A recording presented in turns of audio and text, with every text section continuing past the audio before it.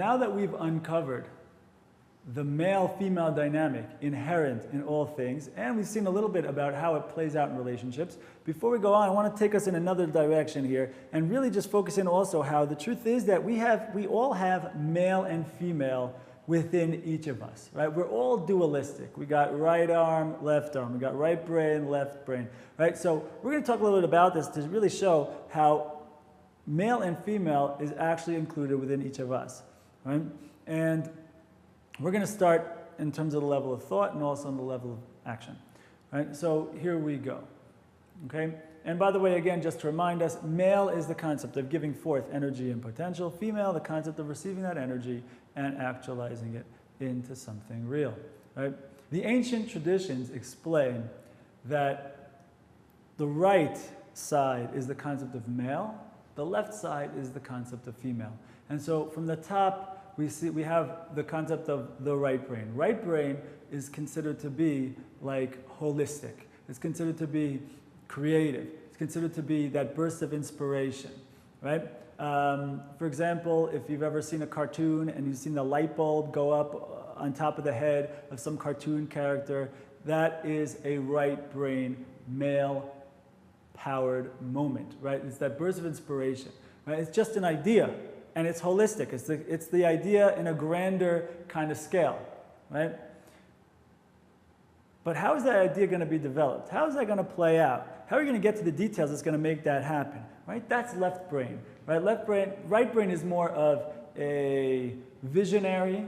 Left brain is the concept of the administrator, of breaking things down, right? Matter of fact, in the ancient tradition of Kabbalah, the truth is that right brain, that is the concept that represents a grander idea called Chachma. Chachma is made up of the letters that also make up the words koach ma, which means a potential strength, a potential idea. It's an energy and potential, basically like we've explained the male to be.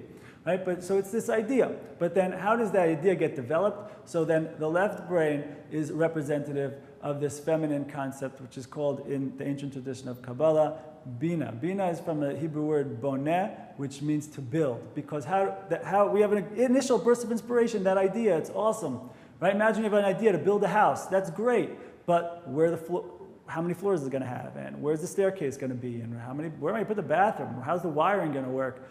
Right? The details, the building of that practically, right, this is the concept of left brain. And again, realize how this is male and female like we've spoken about before. Male is the concept of giving forth energy and potential. Female is the concept of receiving that energy and making it real. Again, both of these are positive powers. We need both. Without both, we have nothing. And so therefore, even within the person, even within the guy themselves or the girl or the gal themselves, each one has within them a certain concept of male, a certain concept of female. And of course, again, you need both to have anything. And so this is the concept of a third level, which is in the integration of the two, right? And this is, if you wanted to represent it in the body, this would be, I think, the part in the brain that attaches the right half and the left half, right? I think it's called the corpus callosum or something along those lines. So this is the connection between the two, the concept of integration, because without that, you really don't have anything. Okay? And so, actually in the ancient tradition, this is also called da'at. Da'at is the same word that's used for a union, for a relationship, because really it's the experiential coming together of two things into one, right? Because really you need to be able to oscillate between the male side and the female side, the energy and potential side with the practical actualization side in order to really have something real. But if we stop in the head, we don't have anything real. We might have a real plan, we might have a blueprint, but we haven't gotten to anything real. We haven't been able to practically bring this out. And for that, we need to bring it down a notch, right? What would be represented by the right arm and the left arm, right? The right arm, again, is the concept of male in action, right? The left arm is the concept of female in action. In the ancient traditions, the right arm is the concept of giving forth. The left arm is the concept of receiving, of taking in, and also, in a certain respect, also of holding back. But we're going to see, don't think that right arm is good and left arm is bad, or that male is good and female is bad because you don't like taking. No, we're going to see that these are both two parts of the story that you need both and they're both positive. Let me give you an example. What often happens. Right? Let me give you a classic male-female issue, right? So I give you a personal example. Weekly, me and my wife host Shabbat dinners. The idea is to bring people together, to inspire, and the way it works is we have 2 tables, right? And we have 4 people on each side of each table. And then we have 1 person at one head, 1 person at the other head, right? And so if you think about it, right, that's 18 people. And so at first it's like, okay, this is great, but me, I want to have as many people as possible, right? So I said to my wife, look, it's awesome that we have 18 people a week. This is great. However, if we put 2 people at the corners over here, and we two people at the corners over here, guess what? Instead of 18 people per meal, we can have 22 people per meal. And you know what else? If we take these 2 couches over here, turn them on their side, put them in the corner over there, we can slide over these 2 tables, put down another 2 tables, sit 22 around that one too, and now from 18 we've gone to 44 people for these wonderful inspirational meals. How about it? So at that point my wife says to me, we could do that, but if we do that, we're going to turn this experience of an inspirational Shabbat meal into the experience of an uncomfortable soup kitchen, right? Because this is classic male-female dynamic. Do you hear the idea? What does the guy say? And this is what we can all fall into. The guys, what do I say? Expansion, quantity, numbers, more, great.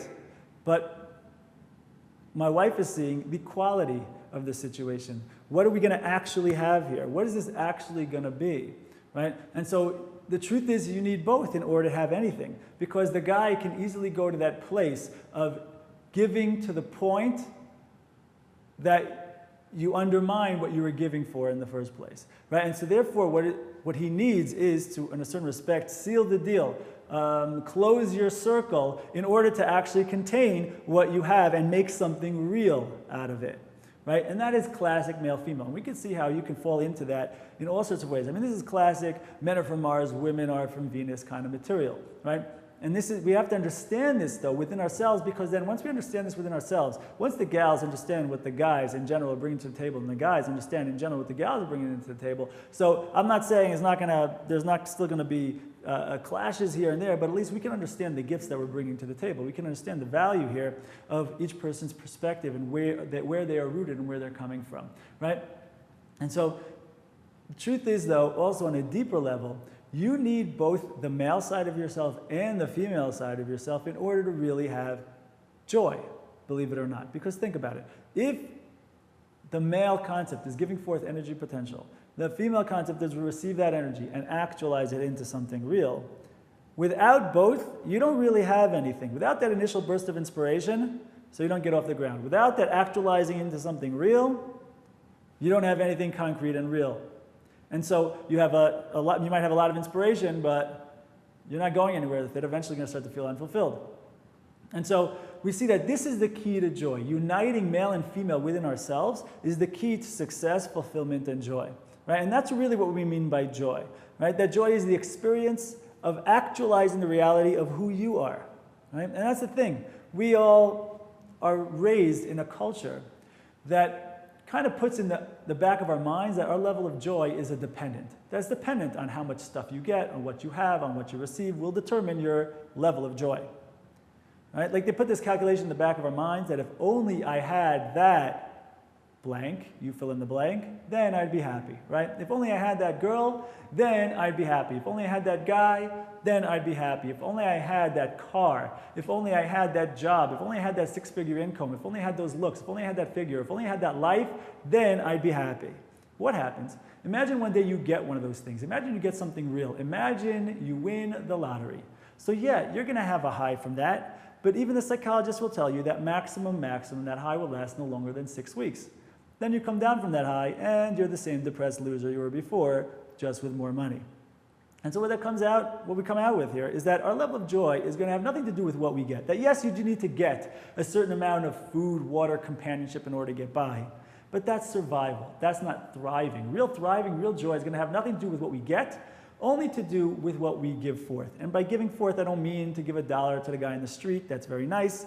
not what we're talking about here. What I'm talking about is real giving of self. To the extent you clarify who you really are, what you're really here for, what your life is all about, what's your grander mission statement and the grander reality in the world and your place in it. And you follow that up with a passion and you're living with that in a real way, making real moves, concrete actions to make that happen. So it might not be easy, you might not be comfortable, but if everything else is healthy, depressed, you're not going to be, because you're going ahead and living out the inner reality of who you are into actualization. And so again, this is what we mean by joy. Joy is the experience of actualizing the reality of who you are. It's the unification of the male side of yourself with the female side of yourself in a healthy, balanced, refined, elevated way. And then ultimately you'll be able to bring into fruition the reality of who you really are.